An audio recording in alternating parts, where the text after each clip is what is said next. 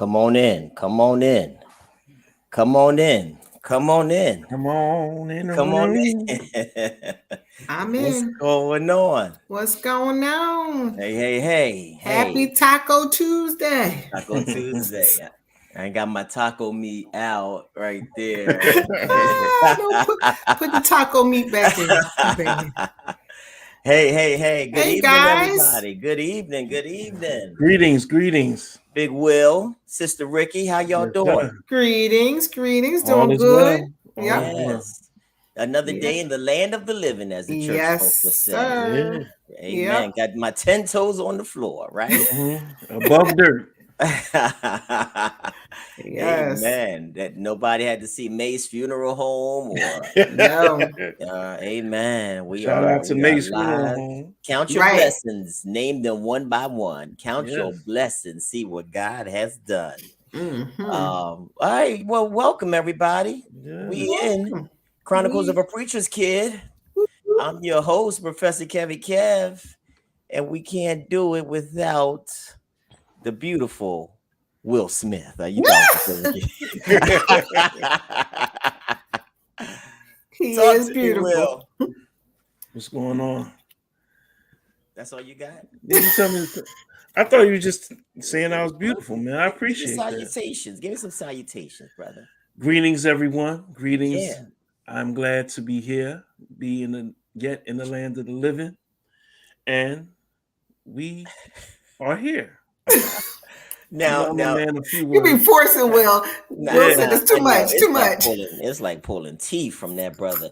You know, he's like the opening act at these various places where he's, Right. But he's if he was singing, it would be different. it would be different. If he was singing, it would be like this. Yeah. Hey, Move out the way. let me. Yeah, I Singing that secular music. You singing that secular music out there on that stage. Hey, Ricky DeVos, everybody. Good Ricky evening. DeVos. Woo. Hi, sister? everybody. Welcome back to our podcast. Thanks for being here. Yes. Yeah, we want to thank everybody. Good to see my brother and my sister here. And good to be here. How was your weekend? Weekend was good? Yes. Holiday? Yes. Not Columbus Day. No, Indigenous People Day. We were here. We were here first day. It's our land first day. That's right. It was our land first. Yeah. Good weekend. Nice long weekend. Thank God for it, man. And I took off, I was telling Ricky, I took off Friday and Tuesday, man, just to extend it just a little bit more. Yeah. And we both said that, when you take days off, you kind of just as busy as you was if not work. more. Yeah. Mm-hmm. Yeah. So I was tired. Got them errands to run. Yeah. But I'm grateful. Back to the grind tomorrow. Back to the grind tomorrow. But we thankful, y'all. Hey, Thank you for coming on in. Come on in and join us for some conversation tonight. We're going to talk about it. We got a series that we're going to be dealing with: secular versus saved. This is our own versus battle, Will. It's our own little versus battle. All right. This ain't Patti LaBelle versus who? What's her name? Who? Love Overboard. Gladys Knight. Gladys Knight. This ain't Patti LaBelle versus Gladys Knight. This is secular versus sacred. So we're gonna talk a little bit about the effect of music on the believer. Is it okay? Am I going to hell? Do I rack up a lot of sins by listening to secular worldly music, R&B music, baby making music, leg shaking music, head bopping music, trap rap, trap music, hip hop, drill music, R&B, drill, love songs. Am I going to hell? Is it sinful? Is it wrong for believers, for church people to listen to secular music? So we want to have that conversation on you about to sing something, Ricky? No, I was going to say, and even oh my gosh, now I didn't bring instrumental. Oh, because people, even that. Herbie Hancock type stuff. Yeah. Yeah.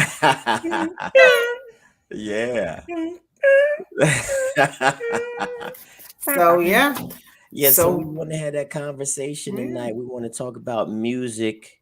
And if it's okay for believers, for church-going people, God-fearing people to listen to secular music. And we want to talk about the content, the lyrics, the message that music leaves. Does it hinder your spiritual growth? Does it present an obstacle to your growth or other people's growth as they look at you as a model in the church world? So we want to have that discussion tonight, y'all. But you want me to open up with this video real quick to kind of be the appetizer to wet our palates, and then run it. All right, I'm gonna show y'all just a little clip. Let me preface it real quick. So we have the prophetess Juanita Bynum. She came out recently. I know a lot of y'all saw that she's charging a prayer conference in the amount of about $2,000, but we ain't gonna deal with that tonight. Not tonight. So prophetess Juanita Bynum recently came out during one of her messages, and she informed those that were listening that she had to she feels that it is not right for church people to be listening to secular music. And she also admits that she herself recently had to be delivered from listening to secular music. So I'm gonna play a little bit of that. Real quick. Go ahead. Can I tell the people what secular music means before we look at it? Yeah. So secular music is not worship music, or is not praise music that specifically glorifies Jesus Christ or God, or talks about the gospel in any way. So that's what secular music is. Everything that gospel music isn't, right? So then gospel music can be called sacred music. It could be called gospel music, as I said, or church music. And that is music that's composed for religious use or through religious influences. So those are the difference between secular and gospel or church music. Right? Yes. Yeah. That's good stuff, Ricky. So yeah, we wanted to get the definition as Merriam-Webster defines it. Thank you, Sister Ricky. You're welcome. So we want to jump in. We want to watch it a little bit. Let's watch it. Clip. And we're going to get some feedback and some thoughts. I'm going to share my screen. Again, this is the prophetess, y'all. Prophetess Juanita Bynum. She is going to, let me see. Let me know if y'all can see this. Yep. All right. Let's play it. It's time for us to get into this. We're about to take y'all to church, huh? So, Prophet Juanita Bynum has got the same in a frenzy on social media. Preach, Brett, preach. Burnt the pulpit out and went viral. But condemning church folks who listen to secular music, that's rap, that's R&B, that's pop, basically anything outside of gospel music. And this is what she said. Don't care if you got a turn back collar around your head and your neck. I want to know what bishop told you that you can still be saved and listen to secular music. Who told you that? But wait, y'all. But wait, it gets worse. It seems as though the prophetess was caught out there not practicing what she was preaching, because the video didn't surface to Juanita turning up to just fine. That very J. Blige. And when I tell y'all she was getting it, Now, what do y'all think about this? Do y'all think that it's okay to listen to the Lord's music? And absolutely. And look at how Jesus moved. He hung out with the knuckleheads just so he could show them the way. You kind of got to know what's going on. I like that. He said the knuckleheads. And I didn't even know that the city girls were a thing. You heard that song before, Juanita Bynum. You heard the song. She said, Unica. Come on. Crack it. Somebody redid the song. No. Ooh, that devil so scandalous. No. So handle this. Yes. Oh, in the dog song. Played on Sunday. Do it.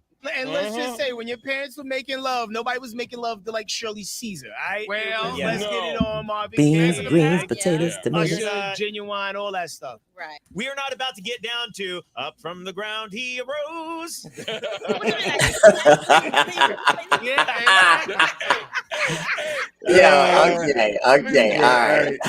Okay. Hit us up on social media. We're on all these platforms at Dish Nation. We'll see you there. All right. Okay. Yeah. All right. Let me stop sharing. All right. Come on back. All right. So that was the clip that we wanted to show y'all about, just an example of one person in the church world that strongly condemns believers listening to secular music. So we want to have that discussion tonight. We want to get your thoughts. We want to get your opinions, and we definitely going to give ours about secular music, the message in the music, the lyrics, the content, the beat, what's appropriate, what's not appropriate, and is it just not at all? Should it not be named in church folks as far as listening to secular music, period? So let's jump on in, Will and Ricky. Let's talk about it. So we define secular music. Let's kind of talk about it a little bit. Well, let me start off by saying I still listen to Mary J. Blige. And sometimes little Beyonce, all the single ladies, but I know that both the Old Testament and the New Testament address music, right? And its importance and how strongly the Bible supports music and its worship. You know what I'm saying? But there's nothing that I've seen, and I could be wrong, that says that listening to secular music or any genre of music is a sin, right? So when she said that, what bishop told you that you can listen to secular music and still be saved? I think that was a bit too. I think that she went, ooh, I don't know about the save thing. Not saying that it's right, not saying that you should do it, not saying it doesn't, change things or influence you and stuff like that. But to say that if you listen to it, so if I listen to Mary J. Blige, I'm not saved tomorrow. So I don't know, but I don't think I totally agree. Well, I don't agree with it. Right. Okay. Let me try to not butter it up. I disagree. Yes. Yeah. What y'all think? What's your thoughts? My Apple playlist right now would definitely disagree with Prophetess Minor. It's just, I think the reason why that is a thing is because they don't want you to be distracted. Yeah. I guess it's seen as anything outside of church is a distraction. Absolutely. Which really it is really to the individual, in their walk with God on what they can tolerate or what they take in. Myself, I'm a secular artist. I grew up in the church. I'm a PK. And in the very beginning, I kind of had a little conviction about it, but I actually prayed about it. And what I got from God is that He's the maker of all things. And the majority of the things that I sing about is uplifting. It's about love. It's positive. So I continue to do what I wanted to do, and what God really showed me that it's nothing wrong, because I got looks, and people said stuff to me in the beginning, but it really was an outlet for me, and it helped me spiritually, because a lot of the things that I had written about were about love and God's love and loving your partner, so it's really what you take in, because music does have an influence over us. It puts you in certain moods. Like if I hear Annie Up, you might get robbed. You gonna rob me? But at the same time, I know, right from wrong. I know restraint. I know control. Yeah. So music is definitely therapeutic. Brandy Swan. Yeah. Yeah. So thanks Will and Ricky. Y'all got some good stuff already off the jump, man. Come on. Shout out to Brandy Swan. Shout out to Brandy Swan. Music can be therapeutic. We turn on music to help soothe the savage beast, right? That's what music helps to do. It can be therapeutic. It can help have a calming effect on us, right? And it comforts us. There's a lot of people. I was listening to Eddie Murphy one time, and he was talking about how he went through a breakup.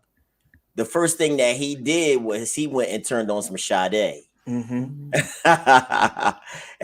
Sade has that rhythm, that melody, and her voice that just kind of can just ease your worries and your cares and your concerns. So he found Sade to be an artist and her music that was therapeutic for him, and it's exactly the same thing with us. There's certain music that we turn, and we talked about this the other day. There's certain music that we turn to when we're going into a crisis, right?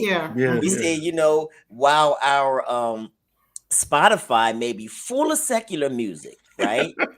The moment that a crisis comes into our life or a challenge comes into our life, we putting on Fred Hammond. Bread of life sent down from glory. Or Ricky's putting on Total Praise by Richard Smallwood. Okay. What am I putting on, Kev? Where you go? Some James Cleveland? What you gonna put on? I don't know. Pause. Yeah. What you putting on? Well, I forgot. Fred is the go-to, man. Fred is the go-to. Fred is the go-to. So we all got certain music that we look to help kind of get us into that right frame of mind. Some people, when they're going into work in the morning, they put on worship music. Right? They sitting in the car, they need worship music before they go into that building. Some of us, when we about to go and handle a situation with some clients, we put on some hardcore Wu-Tang. All right. We put some Killer Bees on. Killer Bees because So mood, the music kind of helps to set the mood, not just for bedroom activity, but for all different facets of our daily routine. Yeah, because in the video, Headcrack said, "I'm not putting Shirley Caesar on when it's time to get busy." But like I said before, the Bible doesn't specifically say that we shouldn't listen to secular music, right? And ideally, we should listen to music that glorifies God, right? And glorify his name, right? But like we all know, if you love the Lord, right? And certain things convict certain people, and certain things don't convict others. So I'm like, I know I don't listen to a whole bunch of like trap music and stuff like that. So I know what I can listen to and what I can't listen to. And you start cutting the fat off of what your spirit can't handle.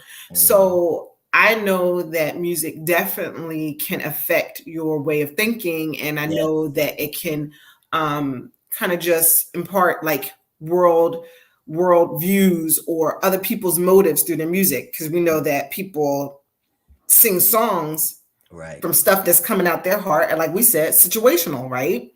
So we got to be able to know what we can listen to, and you got to actually listen to the lyrics. Like now that I'm older and I listen to some of the songs that I listened to back in the day, you're like, my God, she was cheating on her husband, and she You realize what they're really talking about. Now, mind you, I wasn't allowed to listen to secular music growing up. So I'm not even like a real music person either way, secular or gospel. But But yeah, like secular music was like a no-go in my house. Like why? No. Why? I guess because she thought it was from the devil. Yeah. I guess, Minister Marshall just wasn't letting what was Snoop Dogg or anything like that. My God, she would have just fainted. I remember down the street smoking in. Right. I remember when that came out in 1996. I was like, when I listened to it at my friend's house, I was so scared. Like, oh my God, I'm going to hell. This is it. I done listened to Doggy Dog. So I even was convicted just looking at the CD cover. Do you remember that CD cover from that? Yeah. The Snoop Dogg, the doghouse, the doggy style. Yes, I was even convicted. Yeah, that's how bad. It was crew. That was pretty bad. In that era, Ricky and Will, like I could rap every lyric from that album. Wow. From Dr. Dre's The Chronic album. And it probably put you back to where you were. Oh yeah, when it came out. Oh yeah. So that's another thing. You'll hear a song, you be like, "Oh my God." Yeah. I was dating Tyrone when this song came out. Like it takes you right back. Now, Ricky, how damaging can that be? I'm gonna ask both of you, Ricky and Will. How damaging can that be when you are listening to secular music that may take you back to a moment in your life before your change and you're in a relationship? It's a possibility. It can be damaging depending on but it's really the person. The individual. Individual. Mm-hmm. And if you're going to let a song get you in trouble, and get you a divorce, then it was already in you in the first place. I'm going to go into my prayer closet for you.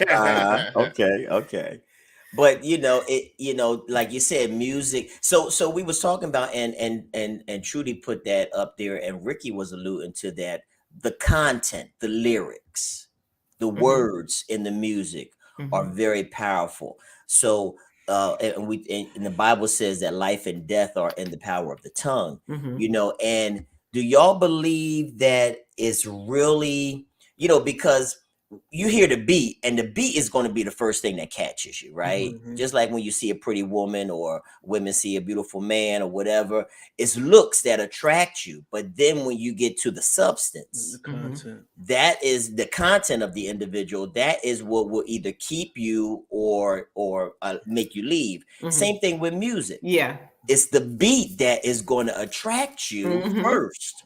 Before you even learn the lyrics, you're already feeling the beat. Oh, this is nice. But then when you peel back the layers and you start listening to the music, the lyrics, how important do you think that the lyrics are in, we're talking about church folk, in damaging a church person's spiritual growth? All right. Because we grew up in that 90s era. We got a lot of, Puff Daddy and that East Coast, West Coast, all that hip hop that we listen to, all the R&B that we listen to, and things of that nature.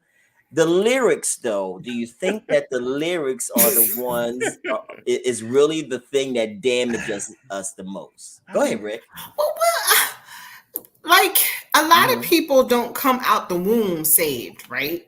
So most of us come to the church or come to God or get saved like in our adulthood after we have been inundated with worldly stuff, right? And just because we get saved doesn't mean that goes away, right? So all that still, like you said, we can hear a beat and somebody be like, oh, that was my jam back in 1968.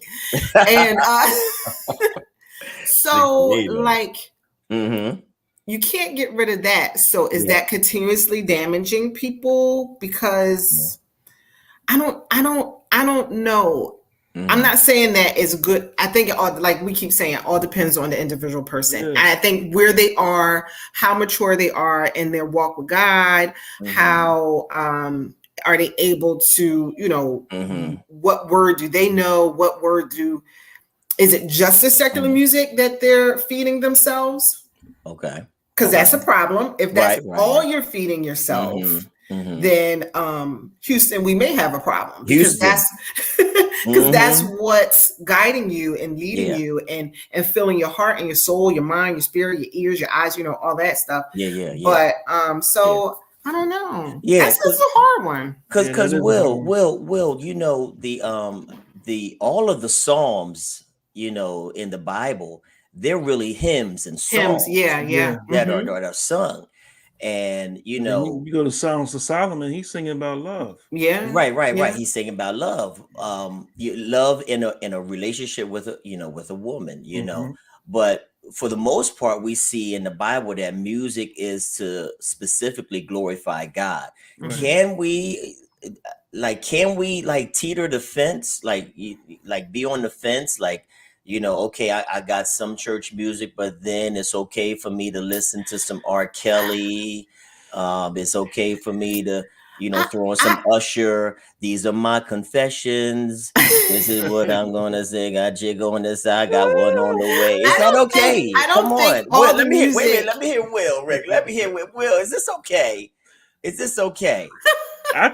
Personally, I think it's okay, man. You could, it's balance. It's not his conviction. It's not my conviction, because I know my place with God, and I can listen to some Chief Keef and not lose my salvation. Right.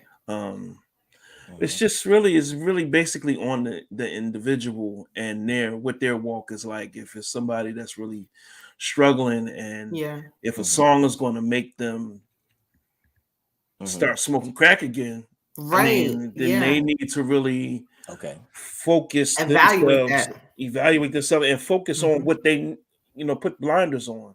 If you need to focus and stay away from it, then it's on that individual. But I don't think it's a cardinal sin because what about dancing? Like, you have a family function and they throw an electric slide, and you see saints get up. No, they put they put all that together, the music, the dancing, all that comes with it too. So the same pot. So I'm hearing y'all tell me that it's okay for me to listen to songs that are full of drug use, illicit sex, violence, degrading women, and trying to run and chase after money. So Kev, let me hear from y'all. Kev, that's what I'm hearing from y'all. Are you trying to start some trouble? I need clarity now. You're telling me it's all in the individual's walk, but answer this question, Kev. So if that's the case, turn your TV off. Get off of social media, and you get in your word. Matter of fact, put earbuds on when you walk out your house. Put blinders on. Talk to me now. Preach. Put something in your nose so you can't smell. You know what I'm saying? There's no way around it. You know what I'm saying? Unless you are really going in, focusing. You're in your prayer closet. You don't work. You're in your prayer closet all day. Not to intimidate yourself with it. I do not agree with that. And and like I said, if music, like if you're a baby Christian and music, it was your thing. Like some people, music is their thing, that gets them through every moment of the day, And if that is a trigger, or if that music triggers your emotions and whatever else, then you need to reevaluate that thing and not partake in it. If that makes you feel some type of way. Okay. All right. So all right. But then there's also there's gospel music that is not all hymns and praise and worship music. Back when we were growing up, we didn't have too much gospel rap that was good. Yeah, remember Preachers in Disguise? Yes, I do. They were horrible. They were trash. It was a lot of horrible ones. But they were ahead of their time for that era. But you have people like The Truth. The Truth. People like what's the other guy's name? Canton Jones is one. Canton Jones. Yeah. Oh yeah. I'm trying to think of the other one that's real popular. But there's other examples of different artists that have gospel music and is something that fits for now. Okay. All right. So, but y'all do agree that words are very powerful. Yes. Oh, yeah. Definitely. I agree that music is very powerful. Yeah. Right. But we were on lyrics now. Mhm. We were talking about Well, music is all the same. Like when we talk about, I think, yeah. Because you don't need a beat to sing a song. I mean, you don't need the music, the instruments, like. But the music is really what catches you first, like yes, I know, but the music isn't going to make you. It's not going to. The beat isn't the influential part. It's the words. Right, but come take off your clothes and let me see you. Like the words are what. Or shoot them up. The beat is the influential. Right. But the word, we talk about the lyrics now. The words are very powerful, and the intention of the words that are being used as well. Mm-hmm. Do y'all feel like? And then we're gonna get some of the people. I see. Mother Marsha's on. Hey, Mother Marsha. Hey, Mother Marsha. Should a single person listen to sexual music all the time? Now let's go here for a second. We got one of that's a tough one. We got one of the greatest singers and songwriters currently in jail right now. And I'm just using him as an example, R. Kelly. All right. He's written some of the greatest songs, some for Michael Jackson. He's written songs for. He's written a lot of baby making love, beautiful music, but he's in jail right now for being a pervert. Yeah. All right. He's in predator. Jail. Right. So, and we're talking about listening to sexual music, a single person. And also, is it even healthy for married couples to be listening to a lot of the music? Because again, when I'm posing this question to y'all about the artist, should we be concerned about the type of individual of whose music that we are listening to? All right. Because Donny Hathaway had mental health illness, right? Mm-hmm. Committed suicide. He wrote songs from a very dark place in his life. Should we be concerned about that artist and where they are writing this music from, as it pertains to their life? Do you think that has an influence at all? Y'all feel what I'm saying? Yeah. Because a lot of these artists, they write out of, some of them write under the influence of drugs. Some of them write out of molestation. Some of them write out of childhood trauma and rape and things of that nature. Should we be concerned about that influence in the lyrics and in the music as we listen to it? Talk to me. I think you do.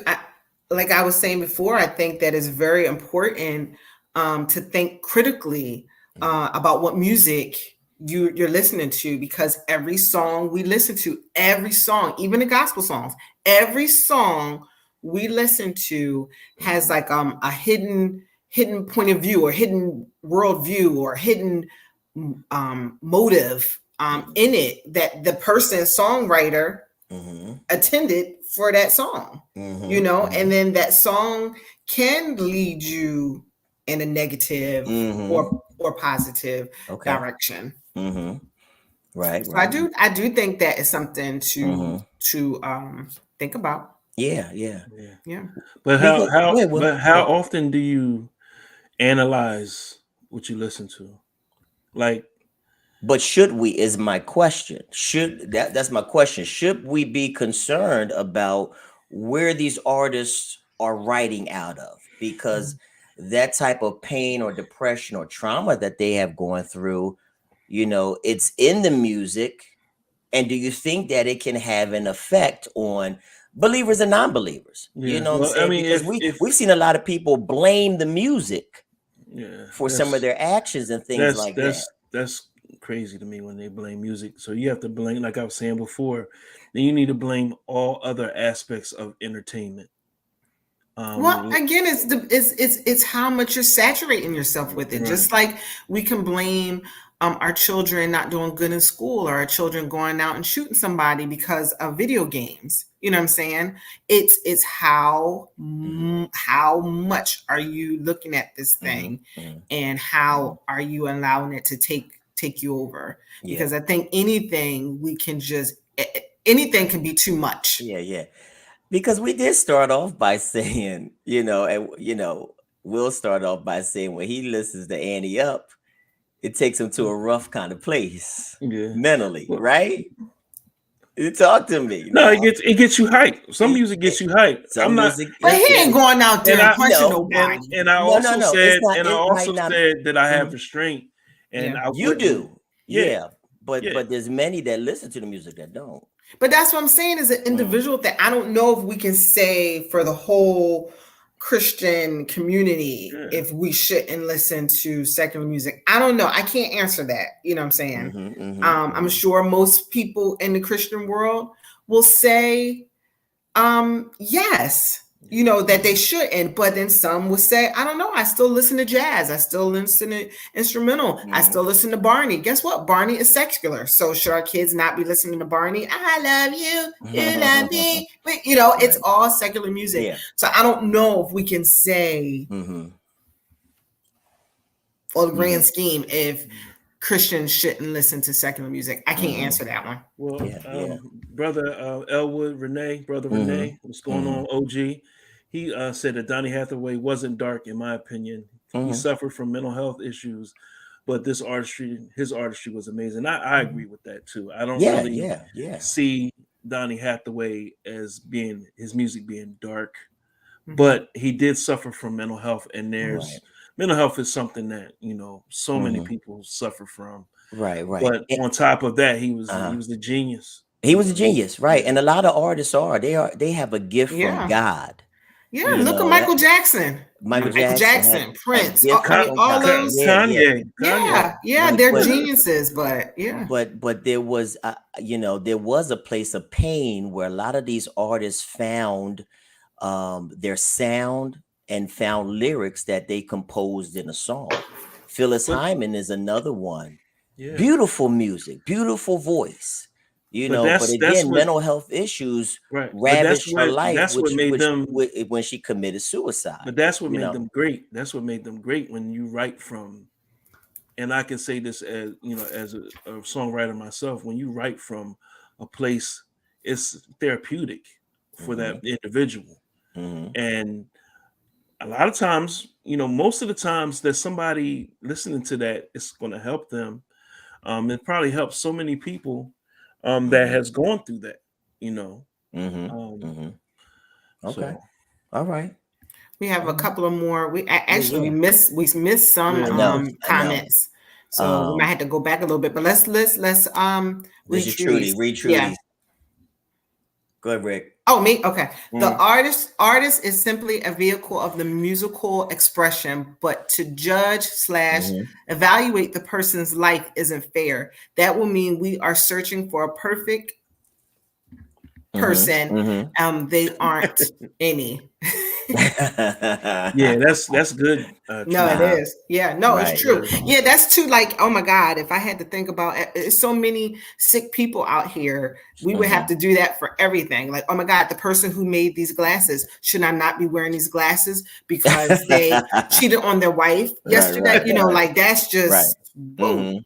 Yeah. And I brought up R. Kelly because a lot of people now they want to cancel him. They don't want none of his music. Cancel society. They don't, this guy's got thousands upon thousands of songs and hits out there, but because of his egregious behavior, that's landed him in jail, a lot of people don't want to support him as an artist, because how can you separate? Some people will say, how can you separate the artist and his artistry from the person? Right. They are one and the same. It's not like there's a duality there, So do I still support R. Kelly by listening to his music. Happy people, yeah.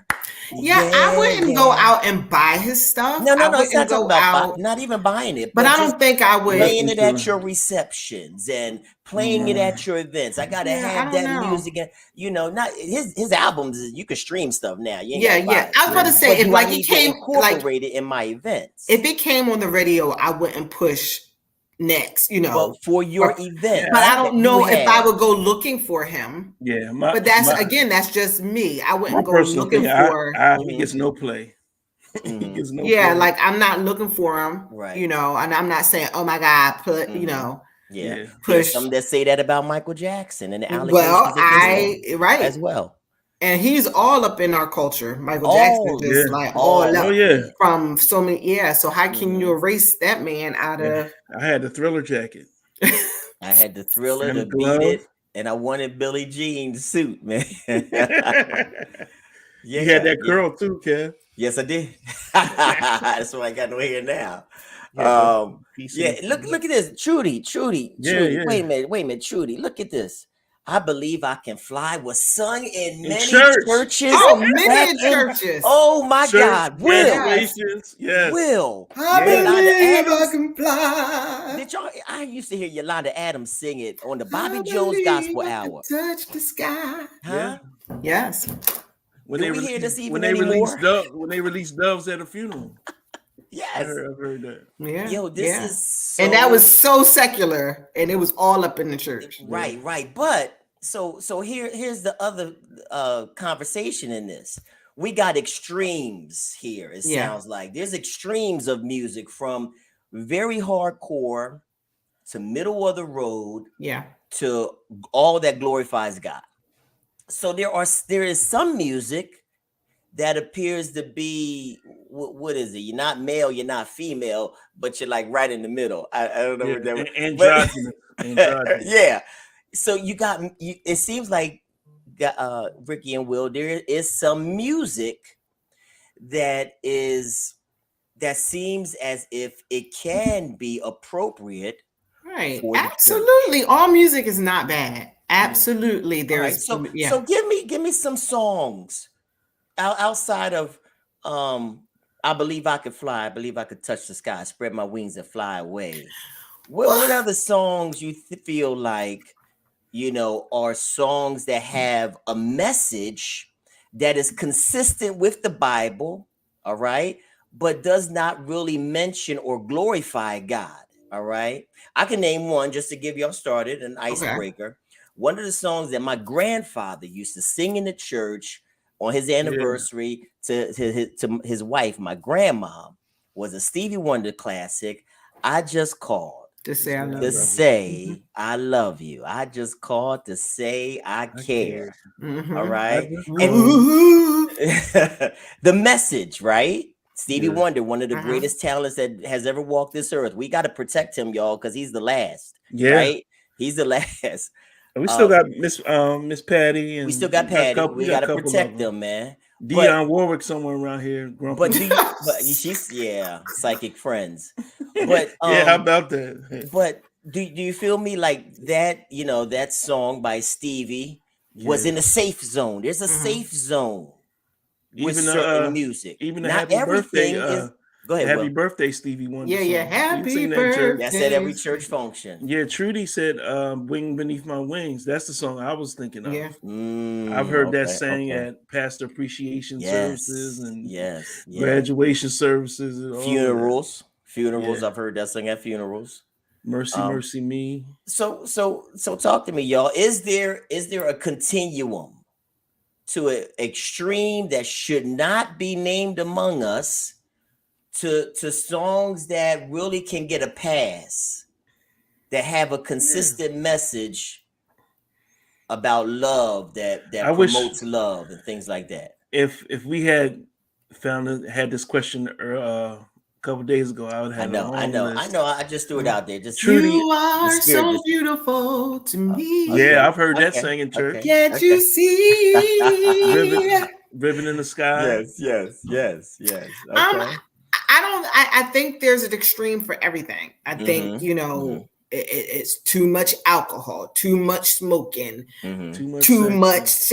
Like I think there's an extreme for everything, and again, like I'm not letting my son go out and listen to trap music. I'm not letting him listen to stuff with cursing in it. I'm not, right, because they're influential.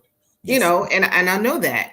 So, and I'm not, even when I was younger, like, it was all the songs and telling you to pop private parts and all that kind of stuff. Like that stuff made me. Two Live Crew, you bringing up Two Live Crew. That private parts. Pop that private part. Pop and ain't no way you can sanctify that. No, but it made me uncomfortable even back then, even when, so like, like Doo Brown, like, so. Just like I heard somewhere they just try to turn WAP into a. That's what Kevin was saying. Yes. And let's tell everybody what WAP stands for in the world, secular world. I can't say it on the TV. I can't say. So that's a Megan Thee Stallion song that came out, I guess, last year, and it's wet. What something. Wet and private parts. Wet curse word private parts. Okay, that's what it means. And tell them what the church did. Wet but private parts. That's but not with the butt word. but there are church people that use the acronym now to signify worship and praise. Ain't no way that should pass. No way. Yeah, and sometimes churches do take it too far because it's too deeply grounded with that with the original song. Yeah. There's no way you can take that and really transform it. Yeah. Because it's too sexual and sensual in its origin. And please don't put it to the beat. Right. Because you might as well just play the regular song. Right. Well, listen, read this comment. This was a good one. Okay. Oh, you want me to read it? Go ahead, Rick. All right. So almost all of the musicians that I know and perform with on Friday and Saturday nights are in church playing for praise and worship on Sunday mornings. Mm-hmm. What do you think about that? I think that's in almost every church. Yeah. Every church. Yeah. Because actually, me and Renee, we go way back, and we're in a band together. Right. So every church. And every musician I know plays in the church too.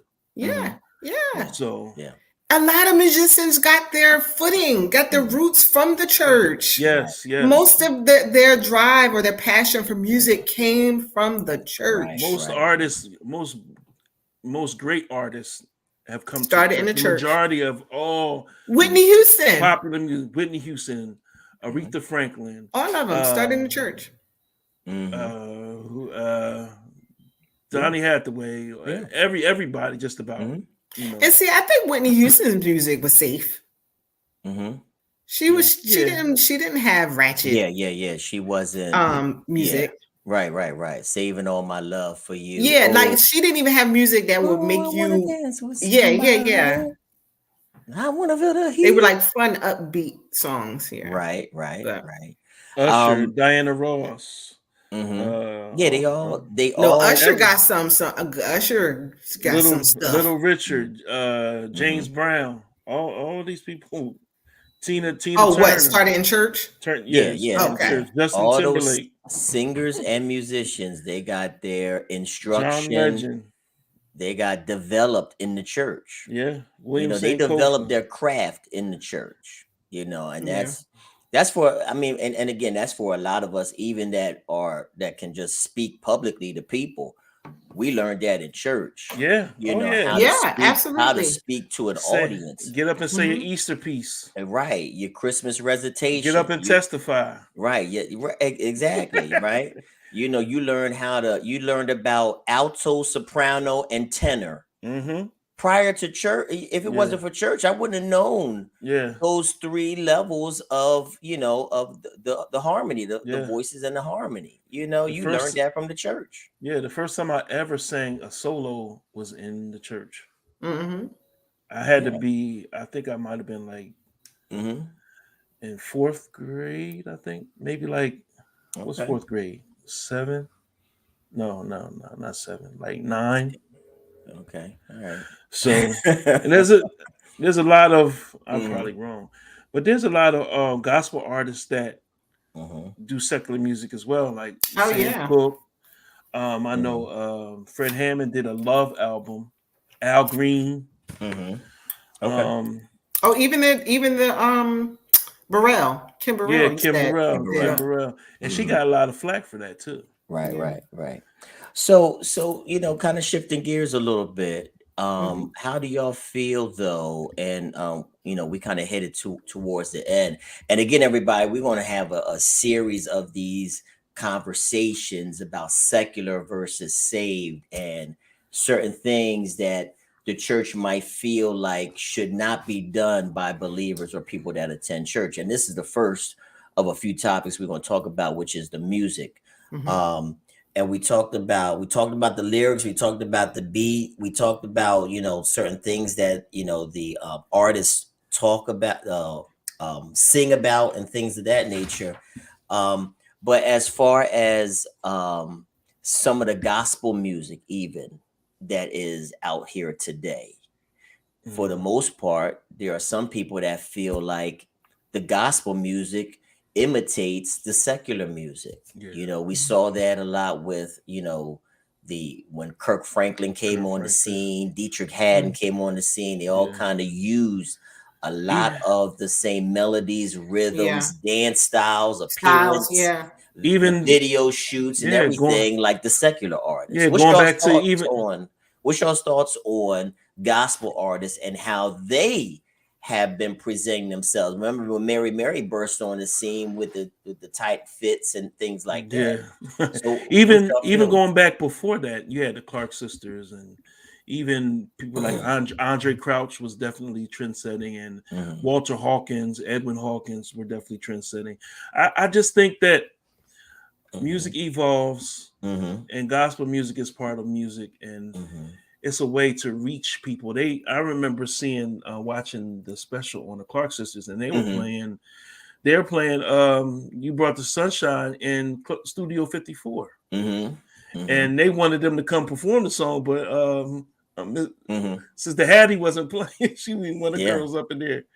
So I think it's really a way to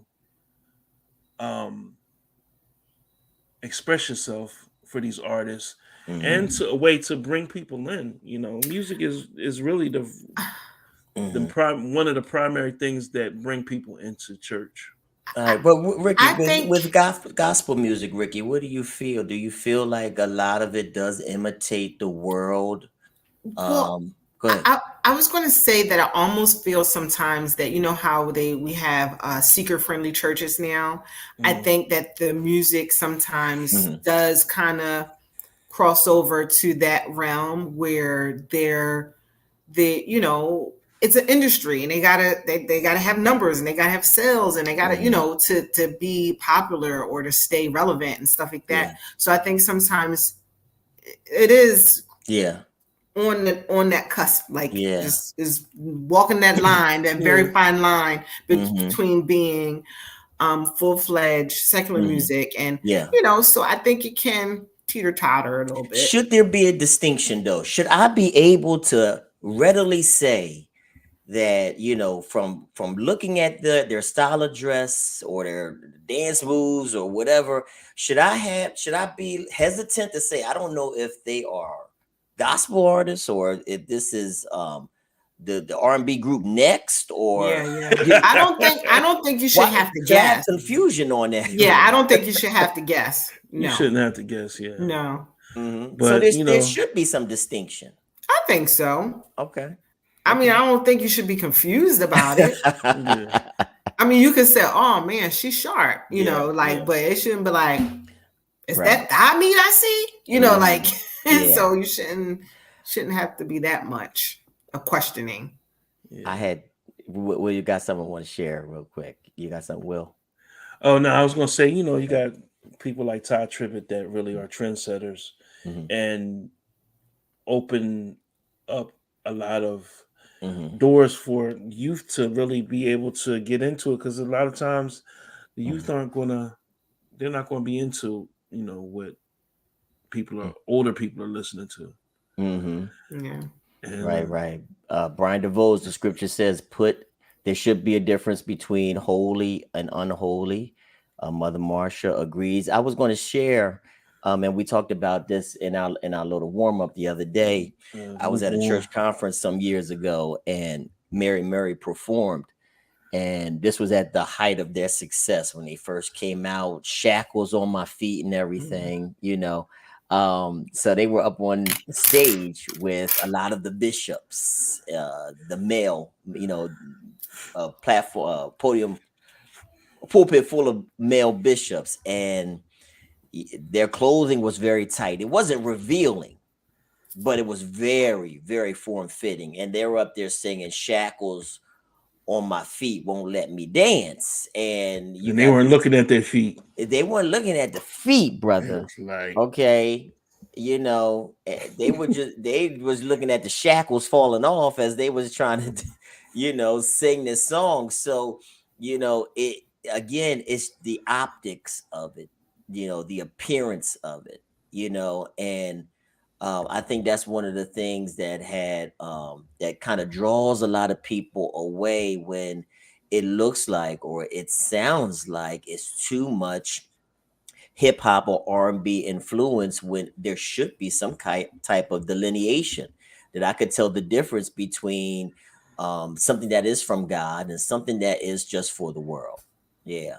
So J Moss was another. I used to love some J Moss. J Moss. He's the cousin of the Clarks family. And we were talking about Diedrich had. Shout out to Mario Ayala. That's my man. Yeah, and they got and those artists got a lot of music that really, like, you could dance to, you could jam to. They played in Millennium Skate World, on the church night. You look at TikTok. You look at TikTok, and they have things where people play Christian music and say, "Oh, when the." Like say stupid stuff like after you done went to the club on Saturday and you in church, and they still doing the, the song, the dancing that they were dancing to the secular music, now to the Christian music. So now, could you call some of that music inspirational instead of gospel? Yes. Yeah. And a lot of it's inspirational specifically because they don't mention the name of Jesus or anything in the gospel. They just, it's like, right. If you be great, be good, be happy, but specifically God and Jesus is removed as lyrics in those songs. Right. It's like he will love you. Because it's crazy because we the church I grew up in, we on Communion Sundays, we would do the communion, then they would wash feet. And then we would go around the outskirts of the inside of the church and shake hands. And we would sing, "Reach out and touch somebody's hand. Make this a better place if you can." Reach out and touch the Diana Ross. So, and then y'all was saying, "I'm coming out." Dun, dun, dun. We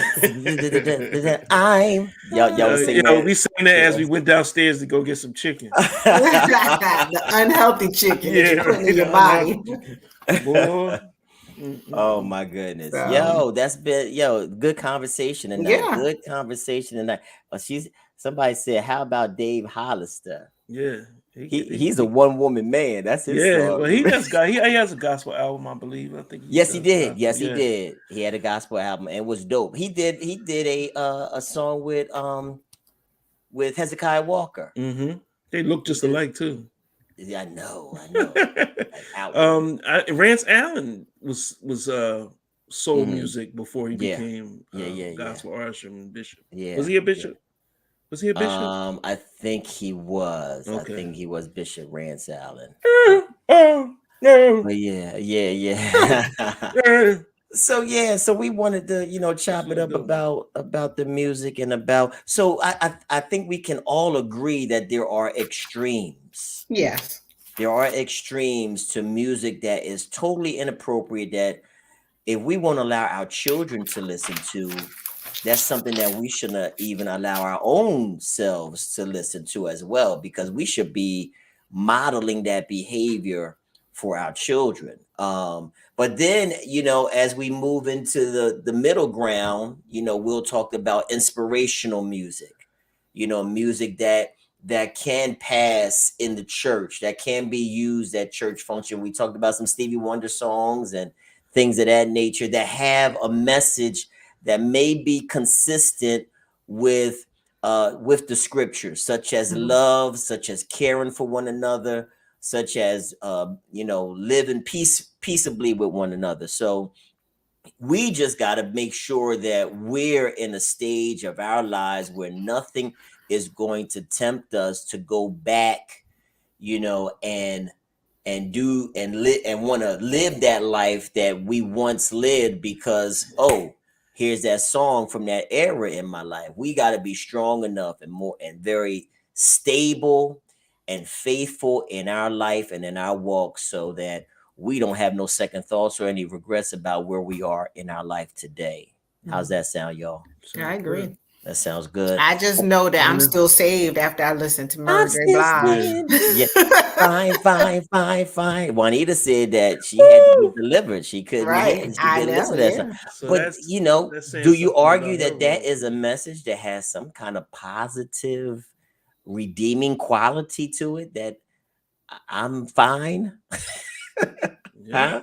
Yeah. No. What? That she says that if you listen Mary to the J. secular music. Mary J. Yes. I thought you were talking about Juanita. No, Mary J. The song has some kind of redeeming quality to it, that it has a positive message. And we're going to go back to Jennifer Christina. People, go ahead. Children are conditioned by their environment. Music is influential.